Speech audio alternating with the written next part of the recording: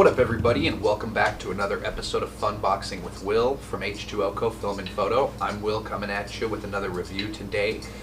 Today we're going to be reviewing, it's called the Feelworld 4K 5.9 inch or 5.7 inch field monitor.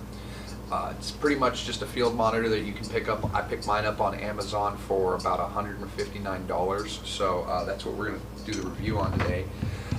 First, I'd like to thank everybody who's joined the channel recently. I don't have a lot of subscribers. I think I'm up to 13 whole subscribers now, but I love making these videos. I hope everybody finds them informative, and I hope that they can use the reviews that I provide to get a better feel for these products before you go out and spend your hard-earned money on them, because that's what these videos are for. So, in my last video, first, if you like this video, anything useful in it, go ahead and smash that subscribe button, hit that like button, and click on the bell notifications so when I put out new videos, you'll get informed about them too. The last video, some of the comments I found very amusing. I found out that I had messed up a little bit. I had my camera set to 4K and contrast autofocus, and I was talking about how good my zoom was. I believe I even held something up in front of the camera and was like, look at how it takes zoom on it, and then goes back to me, boom, and it didn't go in focus when I was bragging about it. So thanks for the people who pointed that out to me. I appreciate you letting me know. And I found out that it was in contrast autofocus, and that's why. I still stand by Canon's dual pixel autofocus being the best focusing system on the planet, hands down. So now that I've had my little rant, I'll go ahead to the review. I picked this monitor up about a week and a half ago. It is very awesome. I think for the price point that I paid, it gave me everything that I'm looking for in a monitor, and I think it even exceeded my expectations a little bit. I'm going to go ahead and talk about the good things, and then I'm going to say a couple things that aren't bad. They're just things that I wish they'd incorporated into the monitor that I feel like they didn't, and it kind of sucked. But it's really awesome. It comes with, you get your field monitor, and then you've got the Sony batteries that run the lights and stuff, so they're very versatile. You can switch them in and out. They last pretty long. I've only used the field monitor the one day on set last weekend filming, but the battery life lasted 4 hours and we were only at 75%. So, and this is, mind you, having me turn it on and off just to save battery throughout the day, but it was still seemed like a pretty good solid battery time. In the case, which is a nice hard shell case, and not only is it a hard shell case, it has individual flaps that open up inside of the case so that you can store your monitor, and there's a fuzzy coating so you don't worry about scratching on the monitor, and then you can flap the flap down and you can put your cords and your battery on the other compartment. It also comes with the L bracket to mount it to either your camera or a cinema rig. And the nice thing about the L bracket, I've noticed, is that it has a hot shoe on the side of it, so if you wanted to mount a light or a microphone directly to the monitor clamp, it saves you some room on your rig to attach other accessories. So that's pretty handy at the same time. The one thing about the L bracket I did not like is that, so there are, on each side, there are 1/4 inch diameter holes on every side of this thing, except for, let's see, what is this? This would be the left-hand side. Doesn't have one. It has a DC power, 2 DC powers in your HDMI port there. But, okay, so when you put the clamp on, the clamp mounts here. You can mount it to your camera. You cannot, however, mount it on any of the other brackets without it hitting the screen. So the other brackets on the sides, or on the bottom and the top, you need to get a piece of metal bolt, just the threaded bolt, to attach it to anything. I had an issue when I was trying to attach it to my new Weeble Lab gimbal. It wouldn't quite attach correctly. I had to go buy a piece from the hardware store, but it cost $1.97, so it wasn't that big of a deal. It comes with the L bracket, and then it comes with this really handy sunshade. I haven't had to use it yet, but I have tested it outdoors with the LCD screen on its full 50% brightness, and I was having no issues. The screen itself is super bright.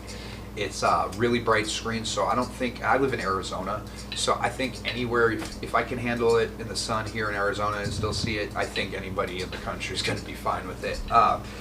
It has so many features packed into it that it almost blew my mind, and I've been looking at the descriptions and the features on other field monitors from newer.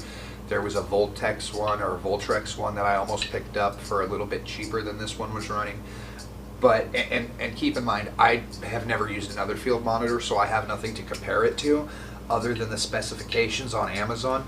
But from what I can tell, for $159, this thing has all the features you're ever going to need. It has false colors, it has focus peaking, it has a histogram, it has, you can change, I'm not sure exactly why you would do it. Maybe if you can tell me in the comments, any of the viewers out there, you can change your screen from a blue tint to a red tint to a green tint to a purple tint, magenta. It has tons of different color overlays that are pretty much just like filters, but they change the whole context of the screen. It just changes the entire color scheme. So I'm not quite sure what that's about.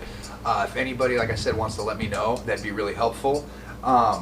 Then it also has overexposure zebra lines, so when you're viewing something through your camera, you can get all the things that are overexposed or underexposed, it brings up really well. You have multiple color choices on the focus peaking that you can set it to. That's a really nice feature. Also, it has a grid zoom feature. So it has the 9 square grid for your rule of thirds, so you can go and focus it on your rule of thirds when you're composing your shot. Well, each grid, through the buttons on the top of the monitor, you can go ahead and click over left, right, and you can pick which square on that grid you want, and then you click the zoom button and it zooms in. So if you're doing like a back focusing using manual focus and the focus peaking, you can zoom into something, get your focus locked in, and then zoom back out, and it's very helpful. It's got the ability to rotate, flip the screen.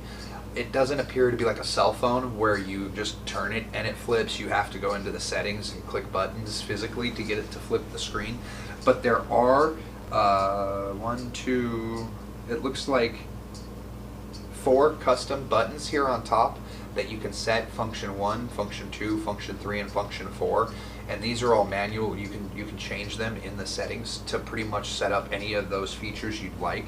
So you can set it up to the flip button. So if you want to invert your screen real quick for somebody ahead of you to get a view of it, you can just click the button, flip it, and then it makes it very simple. I personally have my histogram, my overexposure, and my zoom in the first 3 function bars, and then in the 3rd function bar I haven't quite figured out what I want to set it, so I just have it set to default, which I believe is another zoom feature.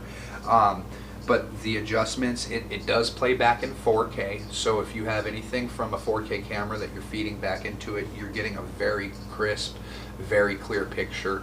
The picture's amazing, and I used it, as I said, out filming the Dark Patriot this last weekend out in Globe and up in Sycamore, which is, if you've ever been to Sycamore, you know there's no shade anywhere. It's a really bright place. So, and I didn't even need to use the sunscreen, as I said.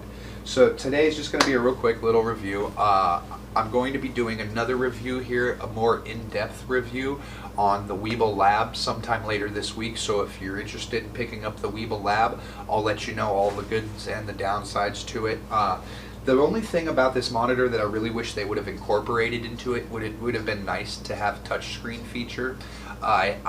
Unfortunately, you have to press the buttons on the top, and when you're working with the monitor and it's angled up to where you can see it, it's not always the easiest or the most convenient to feel around. You kind of have to know which buttons are which just from memory to get a good, complete, smooth workflow.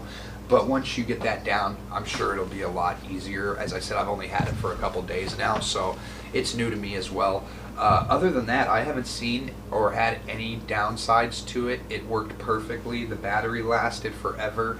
It also comes with 2 HDMI cords to micro HDMI, both types, the mini micro and the super micro and the standard micro HDMI. So the package comes with everything you need to get started. I know I saw a couple of the packages online on Amazon that you needed to buy batteries separately or the mount, the L bracket separately.